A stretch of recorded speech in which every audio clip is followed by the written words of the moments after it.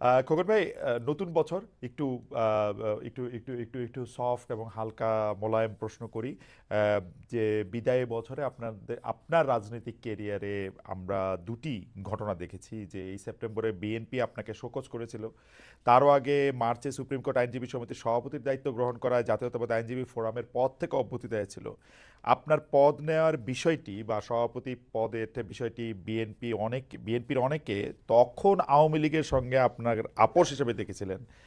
আহ, শোকজের জবাব কি দিয়েছিলেন কিনা, অগস্টে পট পরিবর্তনের পরে কোনো চেঞ্জ এসেছিল কিনা, কখন খুব সংক্ষেপে যদি জানাতেন। আমাদের অনেক প্রশ্ন, অনেক আলোচনা রয়েছে আজকে। প্রথমত হলো যে সেই সময় সুপ্রিম কোর্ট 12 ইলেকশনে আমরা দলীয় মনোনয়ন দেওয়া হয়েছিল, আমাদের প্যানেল দেওয়া হয়েছিল। সে প্যানেলে আমরা এই নির্বাচন করেছিলাম। এর আগের বছর যেটা হলো যে আওয়ামী লীগ তো দখল টকল করে নিয়েছিল, আমরা প্রতিবাদ করছিলাম এবং আমরা নির্বাচন বর্জন করছিলাম সুপ্রিম কোর্ট 12 ইলেকশনে। এবং এবার কিন্তু গতবার কিন্তু আমি যতটুকু জানতাম, আমার কাছে সিক্রেট ইনফরমেশন ছিল, ডিবির হারুন শেখ হাসিনাকে বলেছেন যে উনি সুপ্রিম কোর্ট দিয়ে দেবে আওয়ামী লীগকে। এটা ইনফরমেশন আমার কাছে ছিল, কিন্তু হয়তো আমার কাছে ছিল না। নির্বাচন বন্ধ করছে, আমি সরে যাবো, সরে যাই, আমরা যাইনি। আমি বলছি আমি ইলেকশনের পিছনে থাকবো। সাবসিকুয়েন্টলি যখন কাউন্টিং হবে সেই সময় আমার বন্ধুরা, যা সহকর্মীরা, একজন দুজন তারা মনে করলো যে কি কারণে জানি শোকজ করলো এবং তারেক রহমান সাহেবের নামটা ব্যবহার করলেন, আমাদের প্রিয় প্রিয় নেতার। এবং আমি সঙ্গে সঙ্গে সঙ্গে এটা প্রতিবাদ করলাম, দিলেন আসলে আমার তো দলীয় ইমান নিয়ে আমার কোনো প্রশ্ন হতে পারে না। আমি এই দলের সৃষ্টি থেকে আমি ছিলাম, জাগো ছাত্র দল, জাতীয় ছাত্র দলের, তারপর সেন্ট্রালে, জেলাতে সব ছিলাম। এবং দীর্ঘদিন আমি এক জীবনে একটা দলে করেছি। আমার ইমানের কোনো কথা থাকতে পারে না। আমি হঠাৎ করে এটা একটু হয়ে গেছে, স্থগিত হয়ে গেলাম যে হঠাৎ করে সিদ্ধান্ত নিল কেন। পরে আমি বুঝতে পারছি এটা আসলে রাজনৈতিক কোনো কারণ নেই, একজন ব্যক্তির কারণে, একজন আইনজীবীর কারণে এটা ঘটনা ঘটছে। পরে এটা প্রতিবাদ জানিয়েছিলাম আমি। সাবসিকুয়েন্টলি এটা আবার স্ট্যান্ডিং কমিটি বসছেন, মহাসচিব সাহেব বসছেন, তারেক রহমান সাহেবের সঙ্গে আলোচনা করেছেন এবং সঙ্গে সঙ্গে আবার এটা প্রত্যাহার করে নিলেন ওনারা। এবং তারেক রহমান সাহেবের সম্মতি ছিল।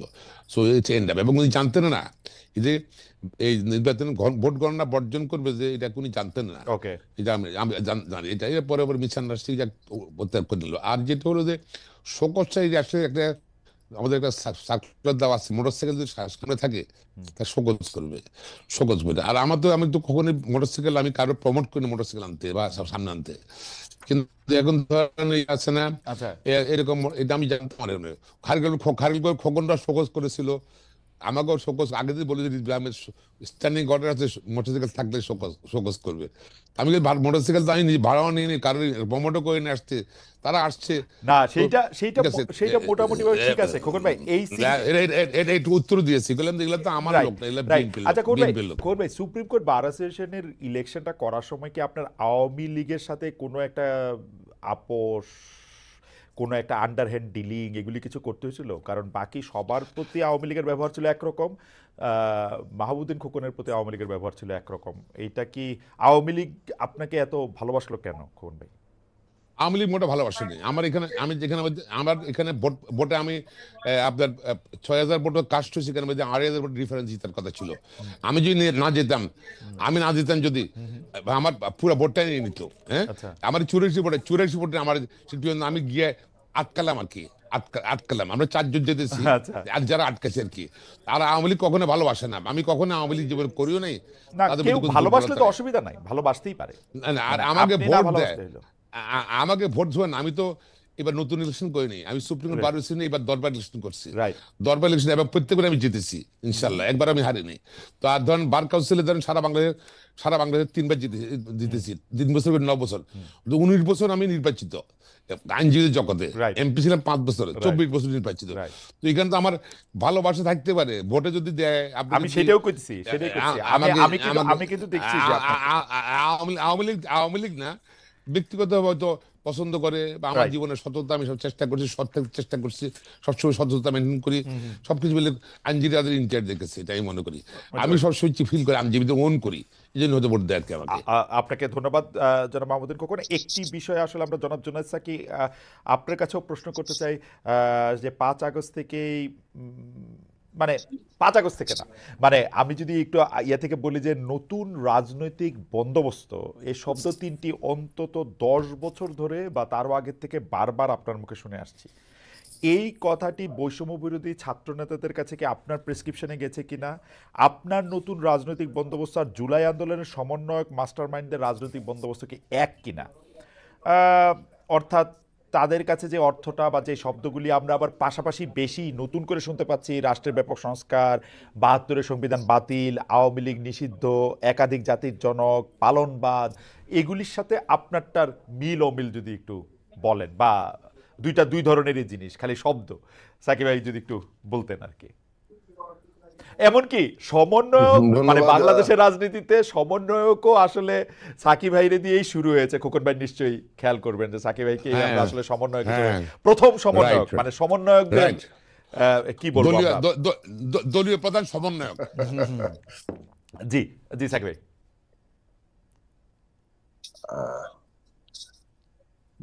আহ, সবাইকে সালাম এবং শুভেচ্ছা জানাচ্ছি।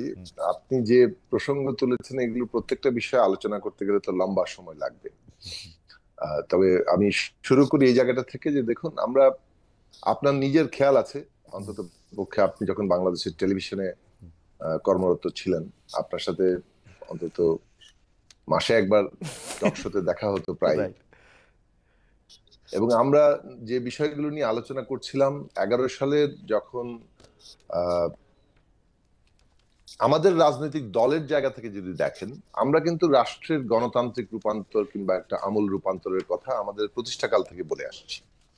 বিদ্যমান রাষ্ট্রটাকে আমরা এমন একটা রাষ্ট্র ব্যবস্থা যেটার মধ্যে গণতন্ত্রের জায়গাটা কেবলমাত্র নির্বাচনী গণতন্ত্রের মধ্যেই আবদ্ধ, সেটাও ঠিক মতো হয় না, এইভাবেই আমরা দেখেছি। এবং সেইখানে লুটেরা ধনিক শ্রেণীরই একটা ব্যাপক আধিপত্য, মানে রাষ্ট্র ক্ষমতা ব্যবহার করে লুটপাট করা, পাচার করা, সম্পদ আহরণ করা, এইটাই হচ্ছে প্রধান প্রবণতা। ফলে এই জায়গাটা ক্ষমতার বিন্যাস এবং তার যে আর্থসামাজিক চেহারা, এই দুটোকে বদল ঘটানোর ব্যাপারে আমাদের প্রতিষ্ঠাকাল থেকে আমরা বলছি। কিন্তু সেটা আমাদের দলের আকার ইত্যাদি সবকিছু মিলিয়ে ওটা প্রধান রাজনৈতিক বক্তব্য হয়ে ওঠে তখন। 2011 সালে এসে এটা একটা ক্রাইসিসে যখন পড়লো 1996 সালে, তখন তত্ত্বাবধায়ক ব্যবস্থা এনে এই রাষ্ট্র সমাধান করতে চাইলো। তারপরে সেই তত্ত্বাবধায়ক ব্যবস্থাও কিন্তু 2001 সালে বিতর্কের মধ্য দিয়ে একভাবে বৈতরণী পার হলো। 96তেও কিছুটা বিতর্ক হয়েছিল। 2006 সালে এসে এই বিতর্ক এমন অবস্থায় দাঁড়ালো যে রাজনৈতিক সংঘাতের রূপ নিল, মানে, এবং সেটার পরিণতিতে একটা 1/11 সরকার আসলো। এই ক্ষেত্রে আমাদের বিশ্লেষণ, আমাদের দলের জায়গা থেকে যদি দেখেন, আমরা বারবার বলেছি যে বিদ্যমান রাষ্ট্র ব্যবস্থা, তার ক্ষমতা কাঠামো এমন ভাবে স্বৈরতান্ত্রিক, সেটা বদল না ঘটালে তত্ত্বাবধায়ক ব্যবস্থা আপনি এটাকে সমাধান করবে না, বরং তত্ত্বাবধায়ক ব্যবস্থাকেই এই ব্যবস্থাটা গিলে ফেলবে। সেটাই ঘটলো 2006-07 সালে। এবং সেটার পরে অভিজ্ঞতা থেকে এই দেশের মানে শাসকরা, বিশেষত আওয়ামী লীগ ক্ষমতায় এসে তারা যে এখান থেকে ভালো পথের দিকে যাবে সেটা না করে উল্টো তত্ত্বাবধায়ক ব্যবস্থাও বাতিল করে দিল এবং পুরনো পথটাকেই, পুরনো রাষ্ট্রটাকে আরো এক কেন্দ্রিক করলো, যেটা 2011 সালে এই পঞ্চদশ সংশোধনীর মধ্য দিয়ে লক্ষণটা খুব পরিষ্কার। এইটা 2014তে এসে যখন এই ধরনের একটা নির্বাচন হলো, যেখানে 153 জন বিনা প্রতিদ্বন্দ্বিতায় নির্বাচিত হয়ে যাচ্ছে, তখন বোঝা গেল যে এটা একটা ফ্যাসিস্ট দিকে যাচ্ছে। এটা পরিপূর্ণ একটা ফ্যাসিস্ট শাসনের দিকে রাষ্ট্রটাকে ওইভাবে তৈরি করার জন্য তারা অগ্রসর হচ্ছে। এবং যেভাবে দেশকে বিভাজিত করা হচ্ছিল, মুক্তিযুদ্ধের পক্ষ বিপক্ষ, বাঙালি বনাম মুসলমান, মুক্তিযুদ্ধ বনাম ইসলাম, সব এই বিভাজনগুলো থেকে স্পষ্ট হয়ে যাচ্ছে যে তারা ওই ধরনের একটা শাসন করছে এবং সেই শাসনটাকে মুক্তিযুদ্ধের চেতনা দিয়ে জায়েজ করতে চাইছে। 18 নির্বাচনে এসে যেটা অসম্ভব ছিল, কিন্তু তারপরেও রাজনৈতিক দলগুলো একটা চেষ্টার মতো করেছিল যে আচ্ছা, এই ব্যবস্থার অধীনে কোনো নির্বাচন করে কোনোভাবে ভেতর থেকে ধাক্কা দিয়ে কোনো পরিবর্তনের সুযোগ সম্ভাবনা আছে কিনা। আওয়ামী লীগ একেবারেই পুরো জিনিসটা স্রেফ নিজেদের একটা মানে এইটাকে জায়েজ করার জন্য এটা ডাকলো, কিন্তু দেখিয়ে দিল যে কিভাবে তারা পুরো রাষ্ট্রটাকে ব্যবহার করে সবাইকে ডেকে নিয়ে এসে এরকম মধ্যরাতের ভোট ডাকাতিকে একটা নির্বাচন বলে চালিয়ে দিতে পারে। তো সেটার পরে এটা আমরা পরিষ্কার করে বলেছি, আমরা বলছিলাম বাংলাদেশের নতুন একটি সামাজিক চুক্তি, রাজনৈতিক চুক্তি লাগবে, নতুন একটি জাতীয় সনদ তৈরি করা দরকার। এই কথা 15 সাল থেকে আমরা বলছি, 18 সালে বলেছি, নির্বাচনের আগে বলেছি।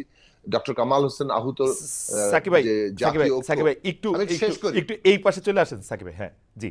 হ্যাঁ, জাতীয় ঐক্যের ওই সমাবেশেও বলেছি। তারপর 18-র পরে এইটা প্রায় নিশ্চিত হলো যে এই ব্যবস্থার অধীনে আরেকটি নির্বাচন সম্ভব হবে না।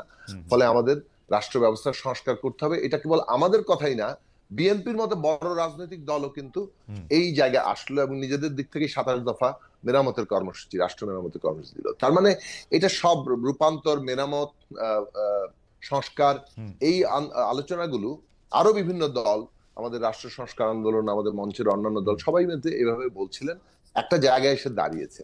আমরা বলছিলাম যে বিদ্যমান ব্যবস্থাটা ফ্যাসিস্ট বন্দোবস্তে পৌঁছেছে, একটা নতুন রাজনৈতিক গণতান্ত্রিক বন্দোবস্ত লাগবে। এখন এইটাই বাংলাদেশের সংগ্রামের চৈতন্য, কিন্তু গত 15 বছর ধরে এবং তারও আগে থেকে সংগ্রামের যে ধীরে ধীরে দানা বেঁধেছে এবং এটা সঞ্চিত হয়েছে জনমানুষের মধ্যে চৈতন্যে, যে আমাদের বিদ্যমান ব্যবস্থাটার বদল লাগবে এবং এই এই বন্দোবস্তটা আসলে ফ্যাসিস্ট বন্দোবস্তে পরিণত হচ্ছে, একটা গণতান্ত্রিক বন্দোবস্তে যেতে হবে। সে কারণে বন্দোবস্ত শব্দটি হয়তো এটা ছাত্রদের মধ্যে গ্রহণযোগ্য হয়েছে। এটা আমার চালান করা কোনো বিষয় না, এটা রাজনীতিতে সামনে এসেছিল, সেই কারণে ছাত্র সমাজ এটাকে গ্রহণ করেছে। আমি মনে করি ছাত্র সমাজ সঠিকভাবে এই জায়গা থেকে গ্রহণ করেছে যে আসলে পরিবর্তনটা কোন জায়গায় করতে হবে। আমাদের বিদ্যমান মানে একটা নতুন রাজনৈতিক বন্দোবস্ত অর্থাৎ মানেই হচ্ছে ক্ষমতার যে মানে বিন্যাসটা আছে, ক্ষমতার যে কাঠামোটা আছে, এইটা বদল, মানে ক্ষমতা ব্যবস্থাটা বাংলাদেশে কিভাবে চলবে, ওকে, এইটা বাংলাদেশে পরিবর্তনটা ঘটাতে হবে।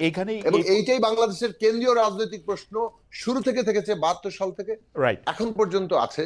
কারণ 72 সালে এই ক্ষমতা কাঠামোটা, এই ফ্যাসিস্ট বন্দোবস্ত কিংবা স্বৈরাচারী বন্দোবস্তটা সাংবিধানিক ভাবে তৈরি হয়েছিল।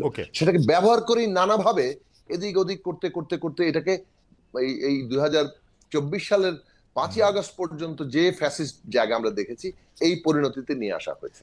সাকিব ভাই, একটা সরল প্রশ্ন, যে গত 53 বছরে এই যে রাজনৈতিক চর্চাটা আমরা দেখেছি, আমরা যদি বলি যে আমরা নতুন রাজনৈতিক বন্দোবস্ত চাই, এই সরকার বা ডক্টর ইউনূস দায়িত্ব নেওয়ার পরে অবশ্যই তিনি একটি বিশেষ অবস্থায় দায়িত্ব নিয়েছেন, তার উপদেষ্টা মণ্ডলী এসেছে, সরকার সেভাবে পরিচালিত হচ্ছে। আপনি সেই নতুন রাজনৈতিক বন্দোবস্তের যে স্বরূপটা, সেইটা আপনি যেরকম চেয়েছিলেন সেরকমই আপনি দেখতে পাচ্ছেন কিনা, আমাদের যদি খুব সংক্ষেপে বলেন, কারণ আমাদের অনেকগুলি বিষয় আলোচনা করতে হবে। মানে আপনি দেখতে পাচ্ছেন কিনা, বলি যে দেখুন ফাউন্ডেশনটা হয়েছে কিনা?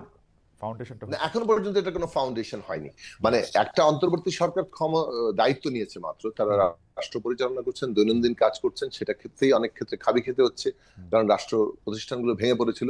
সেইটাকে পুনর্গঠন করার কাজ, সেই কাজে তাদের অনেক দুর্বলতার কথা আমরা চিহ্নিত করছি, এটা একদিক। অন্যদিকে তাদের আরেকটা গুরুত্বপূর্ণ দায়িত্ব হচ্ছে রাজনৈতিক উত্তরণ ঘটানো, মানে পলিটিক্যাল ট্রানজিশন যাকে বলে, এই যে নতুন বন্দোবস্তের দিকে যাওয়া, সেটার জন্য আমাদেরই বলতে পারেন, এটাও আমরা আমাদের প্রথম সাক্ষাতেই অন্তর্বর্তী সরকারকে প্রস্তাব করেছিলাম যে আপনারা এই অনেকগুলো বিষয়ে একটা কতগুলো কমিশন গঠন করেন, যে কমিশন গঠন করার মধ্যে দিয়ে তারা একটা সংস্কার প্রস্তাব হাজির করবে, সেটার ভিত্তিতে আলোচনা হবে, ফ্যাসিলিটেট করার সুবিধা হবে, সমস্ত পক্ষের মতামতগুলোকে গ্রন্থিত করা, তার মধ্যে ন্যূনতম ঐক্যের জায়গাটা কোথায়। কিন্তু শুরু থেকে আমরা একটা কথা বলছিলাম, যখনই সরকার গঠিত হয়ে গেছে, যেহেতু অভ্যুত্থানটা কোনো একক নেতৃত্বে ঘটেনি, ফলে এই অভ্যুত্থানের ছাত্ররা অগ্রণী ভূমিকা নিয়েছে, রাজনৈতিক দলগুলো ছাত্রদের আন্দোলনের সমর্থন দিয়ে সর্বাত্মকভাবে যুক্ত হয়েছে, কিন্তু যতক্ষণ না পর্যন্ত ছাত্র এক দফায় এসছে, রাজনৈতিক দলগুলো এটার নেতৃত্ব নিতে কখনো যায়নি। কারণ হচ্ছে যে আপনার খেয়াল আছে আওয়ামী লীগ কিভাবে প্রচার করছিল যে এইটাতে রাজনৈতিক দল ঢুকে পড়ছে। আমি জাস্ট একটা লাইন বলি, সেটা হচ্ছে যে এই যে সর্বাত্মক অংশগ্রহণের মধ্য দিয়ে যে পক্ষগুলো তৈরি হচ্ছে, আমরা মনে করি যে রাজনৈতিক উত্তরণের ক্ষেত্রে কনসেনসাস কিংবা ন্যূনতম জাতীয় ঐক্যমত্যই হচ্ছে সবচেয়ে ভালো পন্থা এই উত্তরণটা ঘটানোর জন্য। না সাকিব ভাই, আমি তো সেদিক থেকে বলবো যে এই উত্তরণ, রাজনৈতিক উত্তরণের দায়িত্বটা আছে, এখন সংস্কার কমিশনগুলো গঠিত হচ্ছে, এই আলাপ আলোচনার ভিত্তিতে পরিষ্কার হবে যে কতটা নতুন বন্দোবস্তে আমরা যেতে পারছি। কিন্তু এখন পর্যন্ত আপনার কাছে মনে হচ্ছে যে এই 4 মাস 4.5 মাস বা যতটা সময় হোক না কেন, সেই ফাউন্ডেশনটা এখনো প্রতিষ্ঠিত হয় নাই, আপনি ওয়েট করছেন যে সংস্কার কমিশন কি বলে সেটা বলার থেকে, মানে নতুন রাজনৈতিক বন্দোবস্তের ক্ষেত্রে ফাউন্ডেশনটা হয় নাই, মানে এই যে সংস্কার প্রস্তাবগুলো আসবে, সরকার আমাদের সাথে আলোচনায় বসবে, তার মধ্যে দিয়ে কতটুকু ন্যূনতম ঐক্যমত্য হচ্ছে এবং সেইটা কতটা সিগনিফিকেন্ট পরিবর্তন ঘটাচ্ছে ক্ষমতা কাঠামোর, তার উপরে অনেকটা পরিষ্কার হবে, তার উপরে অনেকটা আমরা কোন দিকে যাচ্ছি। ওকে ওকে ওকে